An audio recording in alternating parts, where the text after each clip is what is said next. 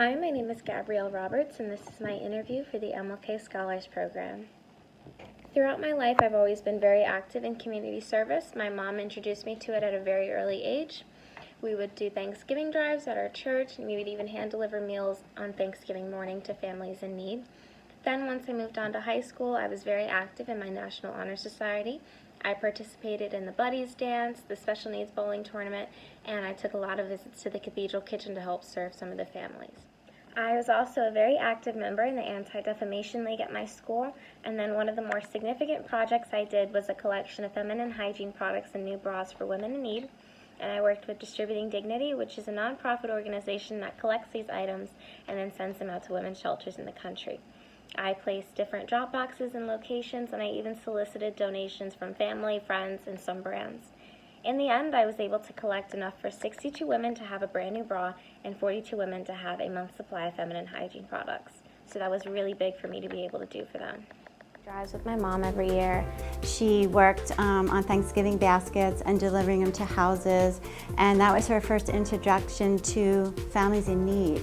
And I collected a lot for Distributing Dignity, which is a brand in Cherry Hill. Distributing Dignity helps underserved women, homeless women, but Gabby's passion is for women who are victims of domestic violence. So she came to me with this project, collecting personal hygiene products for women. She filled the boxes. She first came to me, freshman year, yearning to do some type of project. She's the type of student who's more concerned about what project is going to fit me as opposed to, I need so many community service hours. Gabby as a student was one of the most positive students that I've taught in class. She did so much to help the other students in the classroom, and she's always looking for ways to help people. Gabby has been involved with the ADL program here at Seneca. The Anti-Defamation League came in 2 years ago and trained some of our students in the school, some of our student leaders in particular. So we've brought the ADL peer training program to Seneca through those students. I believe that I should be selected as an MLK Scholar because I have a natural want to help others, and I think that's an important quality to have.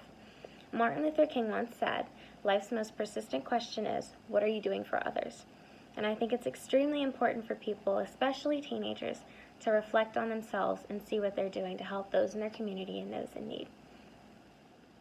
I've dedicated a lot of my time, and I hope to do so more in the future, to just helping others and making a difference in their lives. I've realized if I have something, I should give it. If I have an ability, I should share it. And if I have a passion, I should follow it. And I really was able to find my passion with these women and their stories and the shelters and the strength and the courage that they give these women to go out and put themselves out there in the world. And I want to be a part of that. So I hope to be able to continue my work with Distributing Dignity and other women's shelters around the world and hopefully expand it to reach a larger number of women.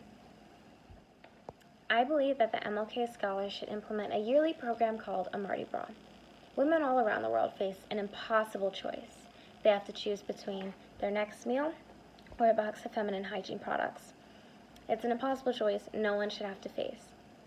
A Mardi Gras party would be a large collection of feminine hygiene products and new bras for women's shelters all around the world.